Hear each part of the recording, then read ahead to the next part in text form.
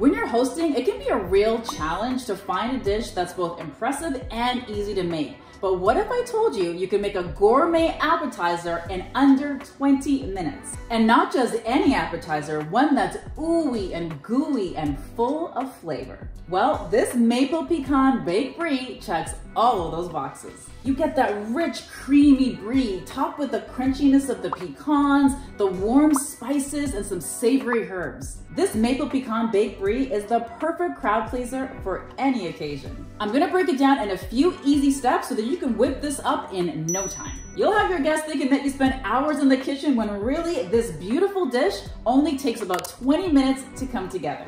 Okay, so the first thing we're gonna do is we're gonna prepare our brie wheel for the oven. So you just want it like a generous size brie wheel here. It just depends on how many people you're entertaining. I always like this size. I think this is just a little bit bigger than an 8 ounce. So all we're gonna do is place it on a baking sheet. If you have a brie warmer, extra points for you. You can also do that too. But you just wanna place it on a baking sheet. I put parchment on there just because I like easy cleanup. And we're just gonna throw this in the oven for about 12 to 15 minutes. We want it to be warm and soft, not necessarily completely melted, because we still want it to retain its shape. So I'm gonna go ahead and pop that into the oven right now.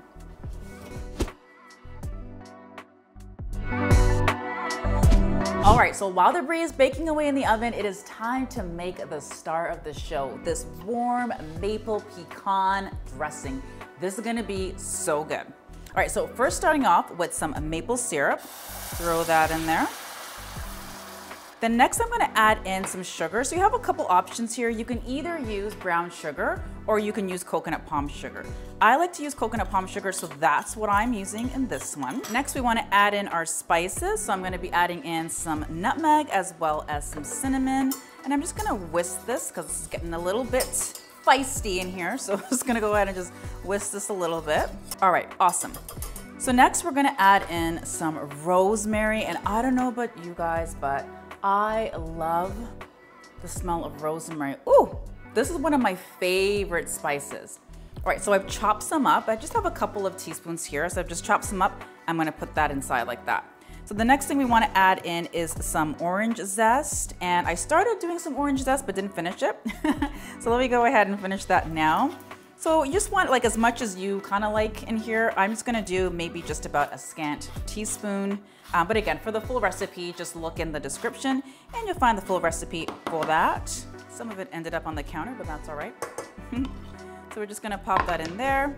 And then we're just gonna give this a bit of a whisk and see how it's getting nice and bubbly. That's exactly what we're looking for. So we're gonna add in our pecans. And if you want to add a little bit more flavor, what you could do is just throw these on a baking sheet and just toast them in the oven just for a few minutes. And that's just gonna give you a bit of a richer flavor. But hey, I'm entertaining. I don't have the time, so I'm gonna go ahead and I'm just gonna pop these in without roasting them. So we're gonna add in the pecans in there like that. And then lastly, we're gonna add in the cranberries. Okay, so I'm gonna switch over to a little spatula and we just wanna give everything like a nice good stir until everything is combined. I think I could probably just put this spoon in here and just eat it just like this. This smells amazing. I wish you guys could smell this right now. So the brie has been in the oven for the last 12 to 15 minutes, so let's go ahead and pull that out. Ooh, look at this. This is exactly what we're looking for. There's a little bit of like bubbling here, like so. We don't want it completely melty, but we know that the inside is nice and soft the way we like it.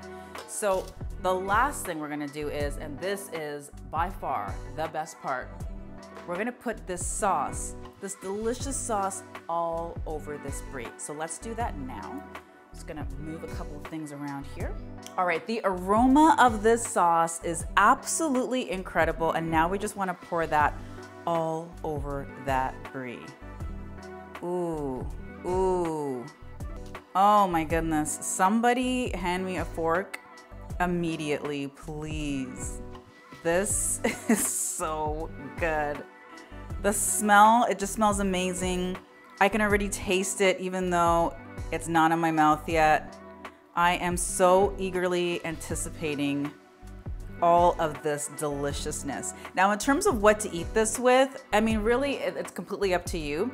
I like to do like a combination when I'm entertaining for guests. I like to do a combination of like some crusty bread, so I'll cut up some crusty bread. I'll also do like maybe some crackers as well. Anything like that would be so good. Maybe like mini naan as well would be really good with that too.